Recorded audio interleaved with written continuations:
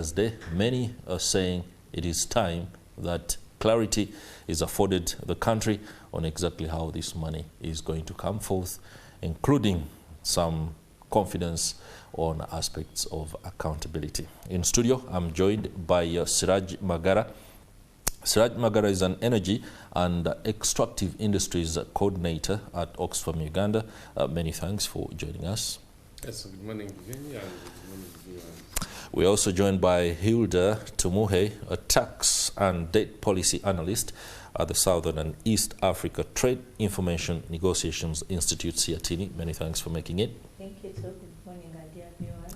And on my extreme left, I have John Robert Tenyoa, an economist with Laterite Uganda. Many thanks for making time. Yes, good morning to you, and good morning to our viewers. Great. Let's begin with the very youthful John Tenyoa. And I'll ask a question that each of you will give us their opening remarks. Looking at Uganda right now, the optimism in light of our anticipation of oil production is high, if I were to use that as a measure. Do you share that optimism? I think I would say that I do, and I would say that the optimism is plausible. Okay. But one thing that we should understand is that the oil and gas sector, as we see it, we should look at it.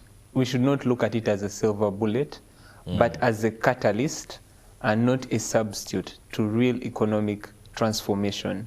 It should not be something that we are now putting our eyes on and entirely. Yes, entirely, and then forego all these other sectors and think that we are now going to have the real socio-economic transformation because of the expectations that we have for the oil and gas sector. Okay. Yeah, that's my submission. Hilda?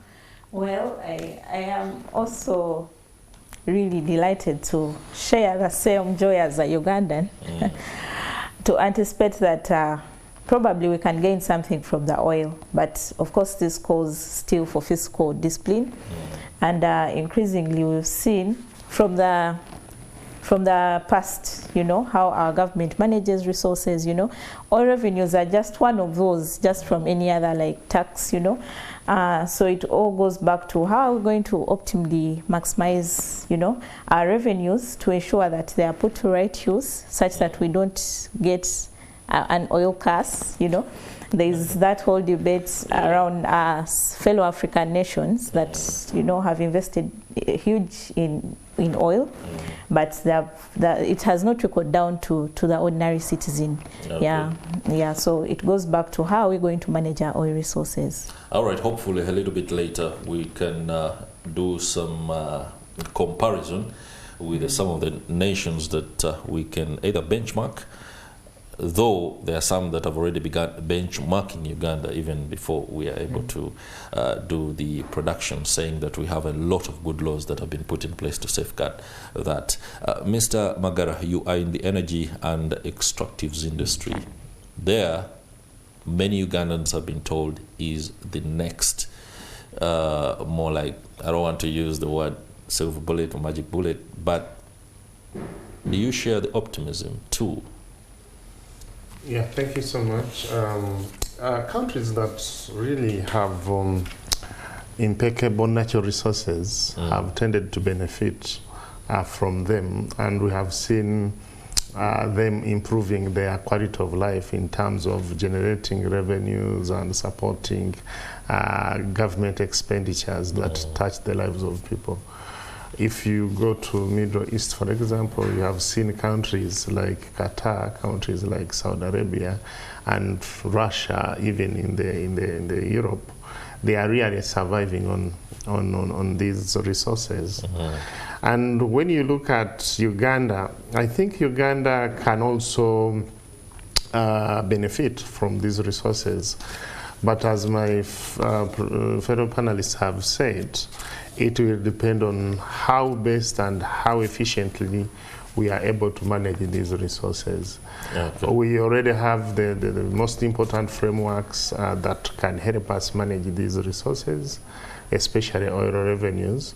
But what we need is to tune them to make sure that they are very efficient and they are able to serve the people equitably. Okay. So that you and I can benefit from the sector, not that the money comes from the sector, but a section of people are able to benefit, but largely many other people who own the resources, because we know that resources like oil and gas are owned by citizens, but they are held by the state in trust. So we don't expect government, resources like oil, not to benefit the citizens by touching the real lives. All right. Let me stay with you, because you are the coordinator for energy and extractive industries at Oxfam in Uganda. Just paint us a picture of how rich we are, so to speak. The oil and gas has been touted. We know that many of the oil wells in the Albertine Graben are rich in this particular product. But how are we when it comes to other extractives and, for example, in other parts of the country? You are aware that Uganda is really very rich according to the current discoveries. Aware that only 40% has been explored, only potential. The potential of Uganda's only 40%. Only 40%. And by that percentage, we are having around 6.5 billion barrels of oil. And 1.4 billion barrels will be recovered from the ground. That's substantial, and that means that if Uganda is able to do more exploration, we are likely to see an increase. Of course, they are currently doing, and if they are able to appraise the wells and be able to concretize the findings, we are likely to see more from that kind of line. So in a nutshell, I think that the Uganda's natural resource potential in terms of oil and gas is really very, very good, and maybe also supported by the mining sector. The mining sector, you have heard about the gold reserves, you have heard about other minerals. They are also really very good potential in that line. So it is important that the government embarks on streamlining the management of these resources so that we are able to explore them, we are able to develop them and get them from the ground, and then use them to propel the prosperity that is much needed for our country. Yes. Hilda, when we listened to the President in the State of the Nation address, he was at his usual best when it comes to talking about exactly how Uganda will be able to benefit, but most importantly use these resources to tackle some of our long-standing challenges, including our debt burden. Did you agree entirely, or were you taken a little bit aback by the President's timeline on how the things are going to be rectified? Okay, thank you. Looking at the State of the Nation address, actually also several other reports clearly showing us that we shall grow at, you know, from right now we are growing at 6% rate. But this would be spurred, you know, by the onset of oil, you know, and it's projected that we shall grow between 7% to 10%, but later even maintain the 2-digit, you know, level of growth in the medium term. But of course, this will later go back to about 6% as we go by. And well, while the President is so optimistic, it is true that if we get our oil and clearly manage it well, you know, it could offset the current fiscal deficit, you know, because when you look at the current figures, it shows us that at the peak in about 2030, would be generating about USD 3.3 billion in oil revenues. And this is projected at about 4.7% of our GDP. And when you currently look at our fiscal deficits, it's around 7.9%. That's according to Auditor General's report by the end of, you know, the audit period of the latest audit period. So it shows that if we have these oil revenues, it could help us offset this deficit. So it could actually help us a bit escape the current vicious cycle of debt, whereby we see government continuously going back to borrow to finance, you know, its expenditure priorities based on the fact that our tax revenues are not enough to actually sustain our development priorities. So in a nutshell, it is very important to know that yes, our oil could actually offset the debt partly, but this is still not a magic bullet. I will borrow the word. Okay. yeah, because, you know, like I said, oil revenues are just like any other revenues, you know, tax revenues. I am very optimistic based on the fact that we have the policies. I'll give a case in point of our Charter of Fiscal Responsibility. Government borrowed what we call a fiscal rule on management of the oil fund, you know, that at least 0.8% of the revenues generated from oil should be used to finance the budget, you know, right. The budget priorities and any other government expenditures in a given financial year. But the rest should be preserved, you know. It should be kept in the oil fund, the reserve fund. But the whole thing is about, do we have the proper regulations on the responsible venture, on the responsible institutions? Like, do we have the institutions that are going to manage this wealth fund, you know? Is it just on paper, or it can be actually institutionalized with the legal implication that in the event this is not handled well, these are the legal implications, you know? Yes, we as citizens, we have a right to actually hold our governments accountable, like it's known to us that government is just someone we've entrusted with our resources, you know. Yeah, but the whole thing is, how are the accountability systems, you know? From the past, when we look at how government is operating, it's usually business as usual. Okay. Actually, when you look at after COVID, government undertook what we call fiscal consolidation drive, you know, that we are going to cut government spending, we are going to reduce borrowing, but at the same time increase our tax revenues. We've not seen this operationalize. On the other hand, we see that the debt burden is increasing, you know, as government continues to borrow from the domestic market, yeah, to finance the regular expenditure. But on the other hand, taxes, yes, we've increased our revenue mobilization, but it's not matching our expenditure demand. So it goes back to the issue of management, effective, prudent fiscal and debt management for public investment. That is very critical. Very, very critical indeed, given the fact that current debt stands between 106 trillion to 110, and that translates to about 55% of GDP. Incredible stuff there. But some fear that this debt could blow out collections, that whatever we come up with, at the end of the day, we have to be able to service debt. John, Robert, when it comes to sustainability, many technocrats, including the permanent secretary in the Ministry of Finance, who is also secretary to the Treasury, have spoken about sustainability, that we are good. There should be no cause for alarm.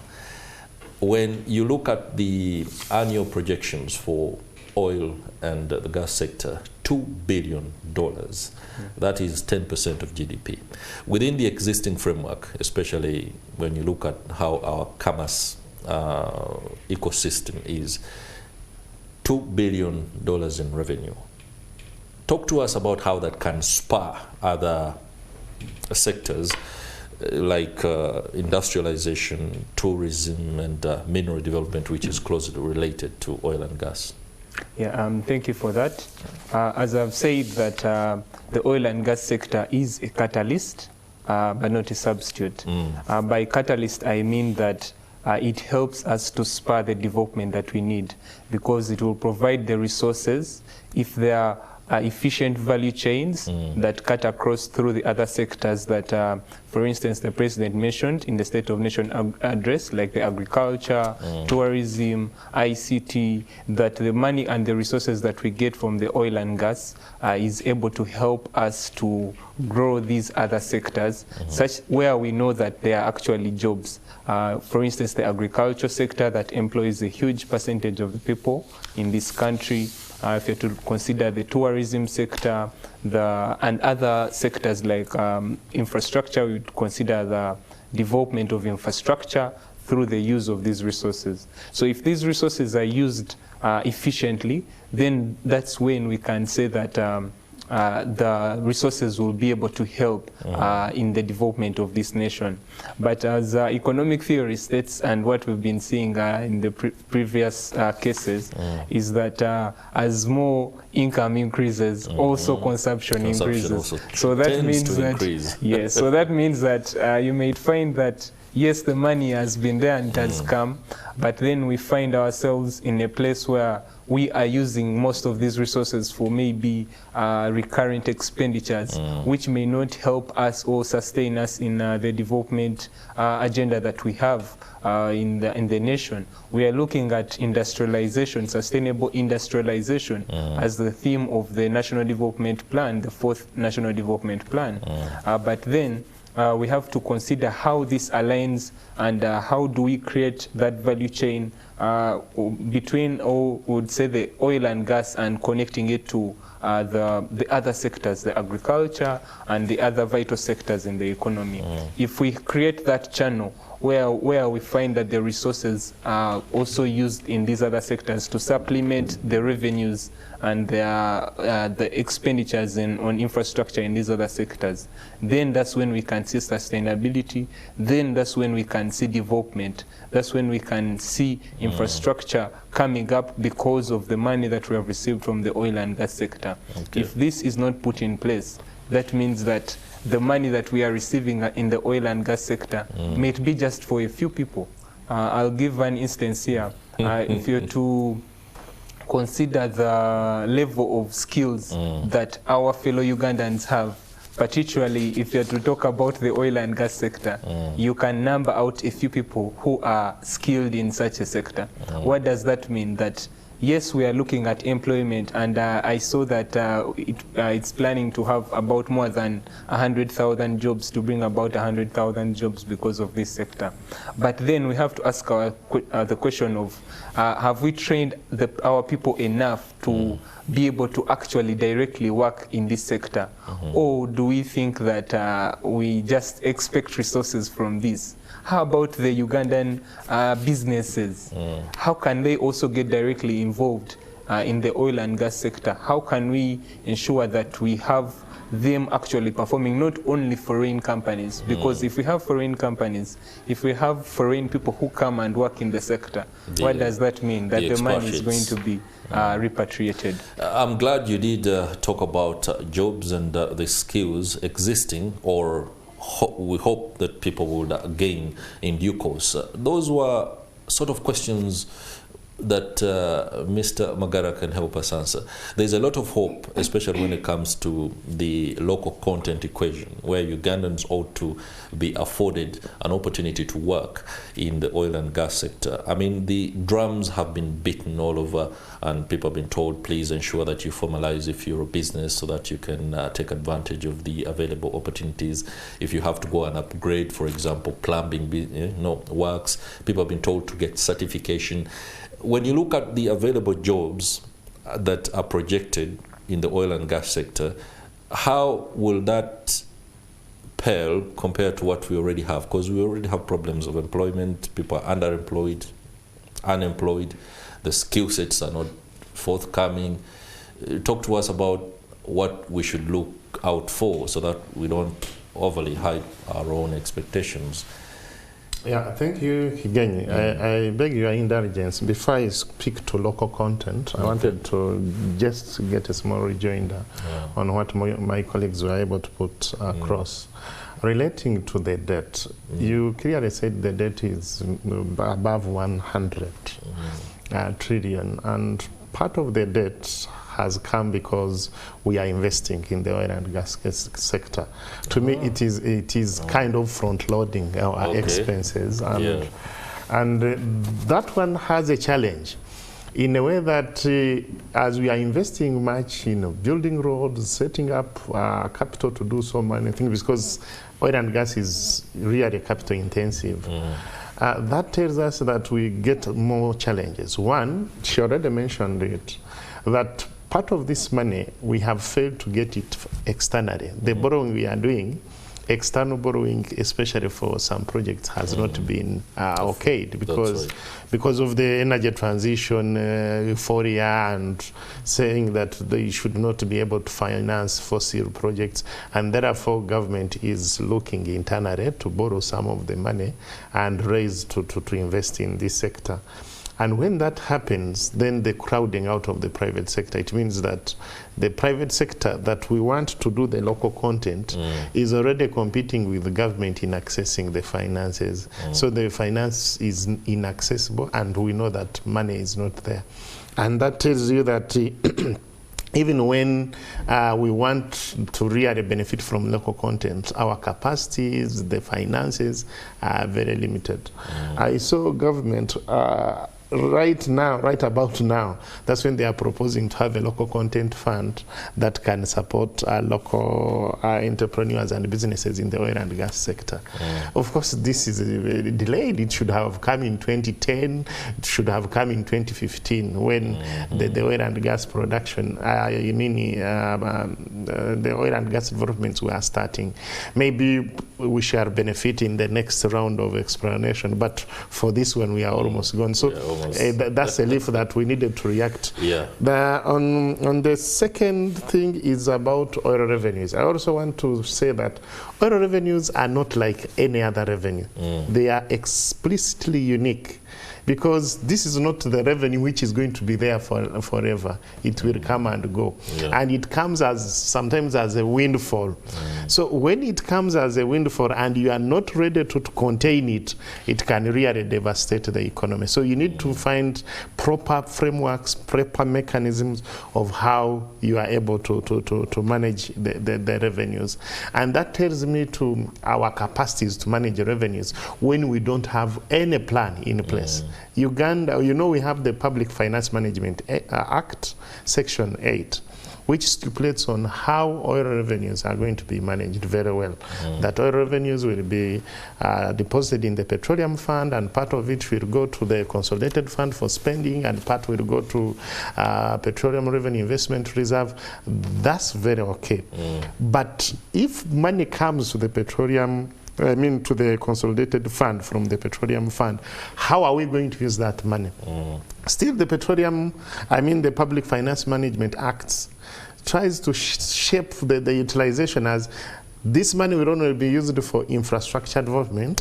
You hear so many technocrats saying that. Yes, and not for recurrent expenditure. But that's also faulty, because which kind of investment are we talking about? Which kind of investment are we talking about that will bring equity in utilization? Because we want to make sure that you, me, and my jaja in the village are able to access and utilize and benefit from this fund. If you are going to use money maybe to set up airports, to set up what? What about the mother who is really struggling with medicine, who is struggling with lung cancer, who is struggling with what? So I think that we need to also streamline the frameworks and embed the element of equity to make sure that even if it is recurrent expenditure, like on health, really, there is no reason why you should be oil rich and you die because you are not able to access treatment for cancer. Basic medicine. Yes, you cannot access basic medicine. You cannot access basic education. We see that the quality aspect in education, whereas there is still infrastructure issues. So we needed to see how oil and gas can also be used to propel the social sectors so that the common person can benefit. And lastly, on the local content. So what I was underscoring is oil revenue utilization strategy. This business of saying money has come and then you start struggling, jumping up and down to not to know how to utilize the money. In the end, you don't use it efficiently. But if we know that this money is going to be used to do A, B, C, D, and then you withdraw it and you are able to score it on how it has been used transparently, and then that one will also increase accountability in the long run, as you say. Okay. Well, Submit finally on the local content. On the local content. Yes, I would want to think that we can do more than what we are doing currently. What is on the ground? What is on the ground? Because companies that are supposed to do great job, you find that for us, Ugandan companies are relegated to these peripheral jobs really, and yet the gist of the matter is how much are we able to retain? If the investment is around 15 billion US dollars, how much of that is going to be taken by the Ugandan-based companies? That should be the equation. Okay. But if out of the 15 Ugandans, we are only going to take like the 2%, still that will be a loss because much of the money will be still trickling out and it's not good for the economy. Interesting there. Hilda, there are fears, especially given what has happened before. There have been inconsistencies, especially when it comes to how the projections and collections are worked out. Many times, Uganda Revenue Authority is given the target, and the tax revenue comes through. But then we tend to either roll over debt. I don't know whether this oil thing is also going to completely help us do away with rolling over debt.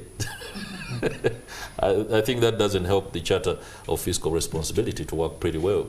Yeah, well, debt rollover simply means that either government is borrowing to pay existing. It's usually on the domestic market. When you look at our chart of accounts, that is domestic debt rollover. It's either government is borrowing to pay back or renegotiating with a current creditor that, I failed to pay you in January, but we can postpone our debt repayment. We are expecting oil. Exactly.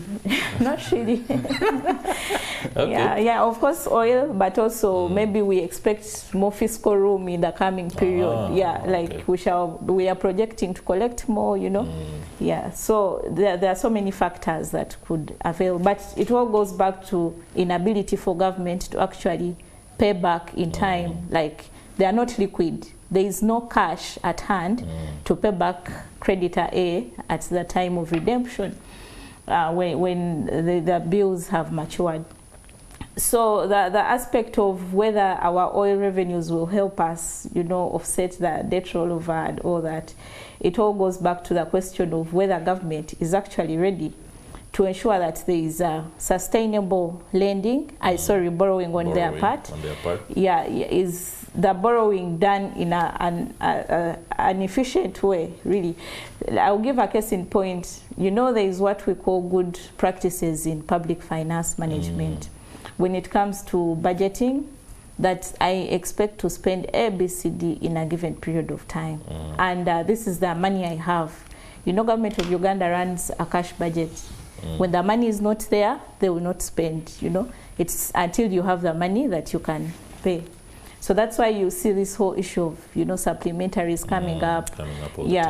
Even when government has known at the start of the financial year that these are my expenditure needs, but because of the constrained resource envelope, they are not able to, have most of this money is put in the budget.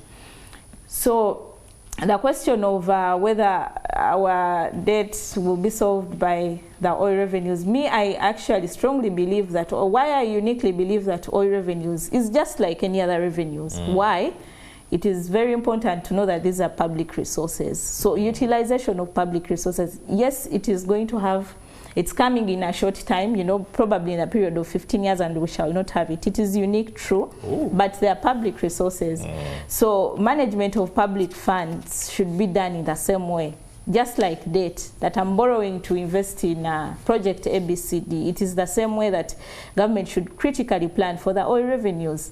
What are those sectors that touch the list of those, that healthcare, that is a very important aspect of human capital development, that even when the government projects to have oil revenues really spent on infrastructure, on development budget, what are those sectors? What development are we making? Say, for instance, are we constructing, rehabilitating Mulago? Do we have, on the other side of the recurrent, do we have the available health workers at Mulago? to ensure that we just don't have a hospital that doesn't have, you know, the services. We could have buildings, but we don't have the services. We've invested so much in the Lubowa specialized hospital, but how come we still have medical tourism, you know? So these are some of the issues and questions that should be answered by some of these revenues that we expect to spur development. I think it was the World Bank economic update in 2022 that clearly highlighted that for us to be able to gain from our oil, it is very imperative for government to invest in critical sectors like human capital development, but also agriculture. When you look at being the largest employer of our citizens, you know, it is very important to see that development in agriculture is actualized in terms of mechanization, you know, when it comes to, are we able to have extension services for our farmers, you know? Say for instance that now I saw in the state of the economy, the president clearly alluded to the fact that we shall have our oil revenues by 2025, and this speaks to this 2026, okay?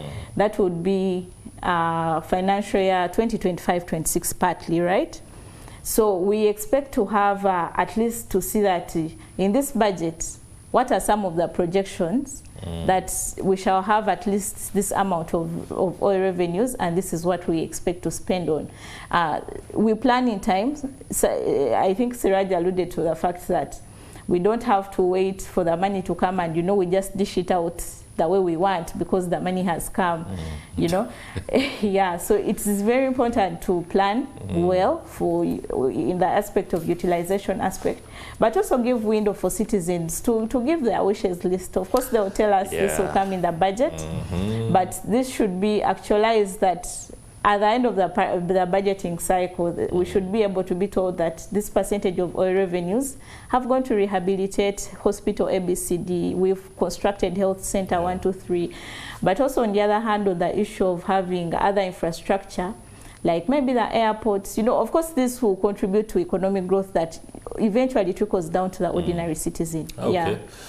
Wow, interesting there. Now, John Robert Tenyua, when you listen to Hilda and the potential that the sector, that's oil and gas, holds, I think it's important as a country we agree to what is on the ground, the realities, and then begin to work from there.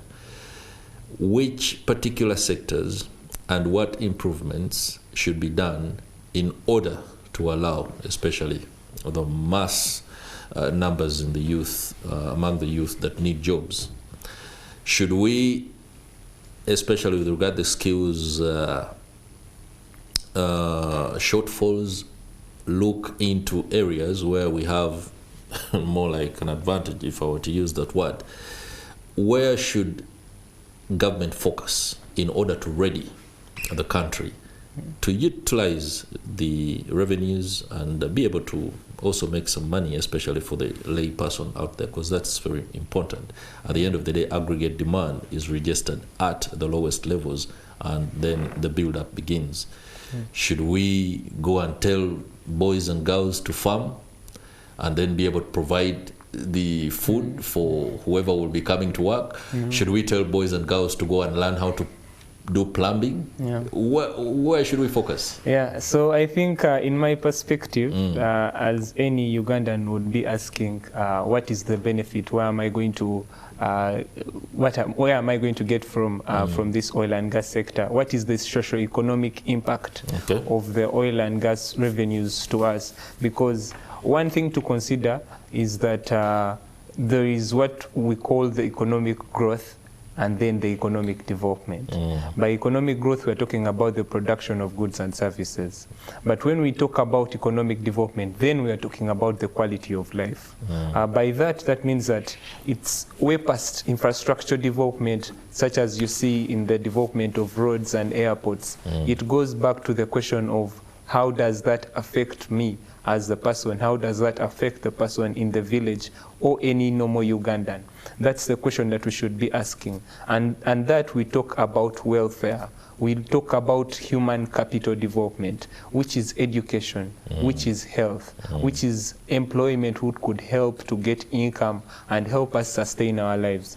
So I'll just give a little bit of statistics from the World Development Indicators, the World Bank Development Indicators. It shows that according to our education levels, yes, there has been an increase in the education levels. And the president actually mentioned it, that we are now at 80% literacy levels. But then you ask yourself, if you to look deeper, that is primary, secondary, and tertiary level, you will find that most people are into the primary level of literacy, that they know the basic things of to read and to write. That doesn't mean that you possess the skills to do the work that would be more technical in nature. So that means that a few of our Ugandans are skilled enough to do the work that should be done in the oil and gas sector. In my perspective, what I already see is that a few of Ugandans will be able to directly be employed in the oil and gas sector. Why? Because of the skills that we have. But if that is at hand, then how do we create more indirect jobs to make sure that these Ugandans also benefit? Now that's why I was talking about streamlining and creating the channels of the oil revenues benefiting these other sectors, like agriculture, like industrialization, ICT, tourism. That will create jobs in those other sectors, which will help the Ugandans to be employed and get income, therefore benefiting from the revenues in the oil and gas sector. If we create that connection, that would mean that the normal Ugandan would be benefiting indirectly. But to put it into the perspective, I would say that we have to find ways of increasing the human capital development, most especially in the education area. How do we train, how do we skill Ugandans to directly benefit and work in this sector, to actually take on those positions that are more technical, where we bring in the foreign nationals to work and the foreign-owned companies? How do we make sure that we create that change? This is a long-term goal I would consider, because for education, you don't do it in 1 year, you don't do it in a short period of time if you're looking at a very huge population. That means that we have to start right now and skill our fellow Ugandans. Mr. Magara, there have already been programs rolled out for people to gain knowledge and expertise in order to address the local content issue. But when you look at, or rather when you ask question, what are the critical high impact programs that are in place by stakeholders, including Oxfam in Uganda, to ensure that Ugandans are specifically skilled in order to be employable in the oil and gas sector? How is this being rolled out, and is it inclusive enough? Because many youth and women out there might be missing out because they are not either in the know, or as a result of the already existing kind of problems that women and youth face, they are knocked off. Yeah, thank you, Kinyonyi. Again, before I do the skilling part, I wanted to do another small rejoinder on what oil revenues can really support us with, specifically to make sure that we get tick. You are aware that the 2015 Paris Agreement categorized fossils as highly risk in terms of causing emissions. Actually, they say that close to 60% of the emissions are generated by fossils. That's why some Western forces have been campaigning against fossils. Whereas I don't believe that we should not exploit our oil, because I don't believe that conserving environment at the expense of poverty can be a good idea. You cannot conserve poverty at any one point. So we need the money to generate, to get out of this. But what we need also to understand is that we can use this money again to clean up. For example, we need to see how oil revenues can support government to increase access to renewable energy technologies, to electricity. Right now, again, people do not have electricity even here in Kampala metropolitan. You find people struggling to have electricity in their areas. They are the ones buying themselves poles. The government is not able to support them. So I think that if part of that revenue can be clearly earmarked to support renewable energy financing to increase access. That way we should be able to cut down on the emissions, and then we look good. On the skilling aspect, I think government, they have a stakeholder platform where they are doing skilling, which is led by Ministry of Education. I think they designated a number of institutions which are doing skilling, including there is this one in Bunyoro, the Petroleum Institute in Ichigumba. That's one of the leading institutions. They also have other vocational institutions. I think if you Google search, you can see a number of them. Those ones are earmarked to do specialized skilling for oil and gas technocrats who want to get hands-on skills. Hands-on skills. I think even the Nakawa vocational, yes, and others. So when you join those institutions, you are skilled, and then you are supported to get this international certification. Because if you don't have international certification, then you are not eligible to work in the oil and gas sector. But this one has been ongoing for some time. Yes, I and think the people need to know the that. Public relations and communications departments in some of these ministries should be doing a greater job in ensuring that this information is out there, because in the far-flung areas where boys and girls would love to gain these skills, they might not be readily able to get this information by Googling. So when it's rolled out in a more targeted way, maybe we can score a lot more on that. I know you have a submission to make, but please also include what reforms in tax administration can help us better manage revenues as we go into this anticipated windfall. Okay, thank you. Reforms in tax administration. It's critical to know that what are the loopholes in our tax system, before we come to the reforms. It is critical to know that when you look at our revenue system, we have so many people. The informal sector is still so large to an extent that our tax database does not capture majority, of the potential taxpayers. So you have this small group of population paying tax, then the other people consuming the services are actually not contributing to the tax base. So it goes back to the issue of formalization. How do we critically redefine what informality means? There is this perception of thinking that it's the people or the wananchi along the streets are the only ones in the informal sector. Yes. Not at all. There are so many other big businesses that are actually not paying their fair share of tax. So it is very critical in that way. But also when you look at the current reforms at the URA in terms of the electronic, how do we automate our revenue collection systems? That has greatly improved the domestic resource mobilization. So for instance, when you look at the one in local governments, the IRAS, the Integrated Revenue Administration System, but also the ILOGREV, I think it's going to be embedded largely into IRAS. But when you look at the revenue shift in the major cities, with rollout of the automation, it was very, very important. And we are glad that this has been rolled out to several local governments. So how do we ensure that the people actually collecting taxes at all levels, you have the URA, but you also have the local governments, that they are actually trained and capacitated to do their role, when it comes to the equipment? Do we have the receipting solutions, in the markets? We cannot underestimate any unit of revenues that we need out there, because our tax to GDP is still low as a developing nation, staggering between 13% to sometimes 12%. And why? Because we are not touching some of the sectors that we need to look at. So it is critical to broaden the tax base, but also on the other hand, critically how do we ensure that people voluntarily pay their fair share of tax? It goes back to what do I gain back as a citizen? Like the voluntary system is the best, because when you have to now run after a taxpayer, it becomes very expensive in the long run.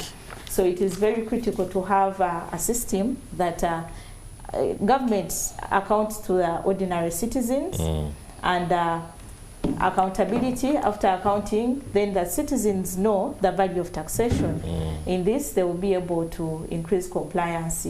But also regular audits at the URA. The big issue has been on corruption, whereby a lot of our taxpayers' money has been wasted. So it goes back to management of resources. Prudent management of resources.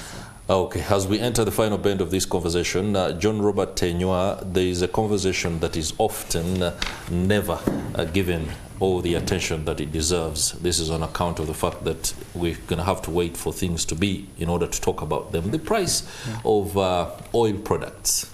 I mean, at the end of the day, if we have a refinery with us, there will be expectations of a reduction in prices and our ability, for example, to adopt new methods of cooking and stuff like that. Quickly tell us about how that could also be transformative in a way, and whether we could be the next guys to supply oil products to East Africa region and indeed Africa.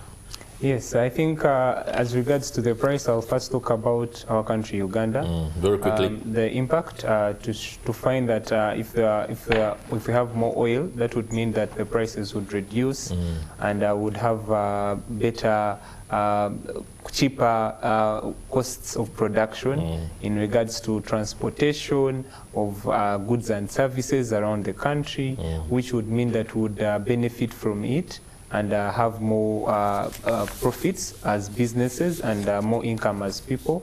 But then that would mean that we are also having a lower cost of production, which helps us to export more, which helps us to make more money. Thank you very much. The reason I say that conversation is often not brought to the fore is because it really deals with the reality that oil has begun flowing and the refinery is doing a lot of the conditioning that is required. Thank you very much, Siraj Magara, Energy and Extractives Industry Coordinator at Oxfam Uganda. Many thanks to you too, Hilda Tumuhe, Tax and Debt Policy Analyst, and many thanks, John Robert Tenywa, Economist, for your perspective that has emboldened our understanding of matters in the oil and gas sector. Now allow